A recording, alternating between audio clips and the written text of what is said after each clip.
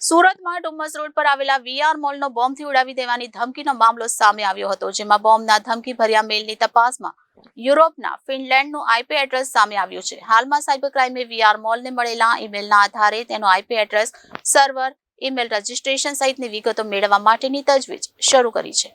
Dumas road પર આવેલા VR મોલને બોમ્બથી ઉડાવી દેવાની ધમકીનો મામલો સામે આવ્યો હતો, જેમાં બોમ્બના ધમકીભર્યા મેલની તપાસમાં યુરોપના ફિનલેન્ડનો આઈપી એડ્રેસ સામે આવ્યું છે. પોલીસને એવી આશંકા પણ છે કે આ મેલ મોકલવા વર્ચ્યુઅલ પ્રાઇવેટ નેટવર્કનો ઉપયોગ કરાયો છે. વીપીએન નેટવર્કનો ઉપયોગ ભારતના જ કોઈ રાજ્યમાંથી થયો હોઈ શકે છે, જેથી સાયબર ક્રાઇમની ટીમ ગુપ્ત રાહે તપાસ કરવા રવાના થઈ છે. આ બાબતે અધિકારીઓએ કોઈ ફોડ પાડ્યો નથી. ટૂંકમાં કોઈ ટીખળખોરે ડરાવવા માટે આવા મેલ વીપીએન વડે એન્ડ ટુ એન્ડ પ્લેટફોર્મ પરથી કર્યા છે. બોમ્બથી ઉડાવી દેવાની ધમકીનો ઈમેલ દેશની અલગ અલગ 52 જગ્યાઓ પર કરાયો હતો. હાલમાં સાયબર ક્રાઇમે વીઆર મોલને મળેલા ઈમેલના આધારે તેના IP address, server, email registration સહિતની વિગતો મેળવવા માટે તજવીજ શરૂ કરી છે.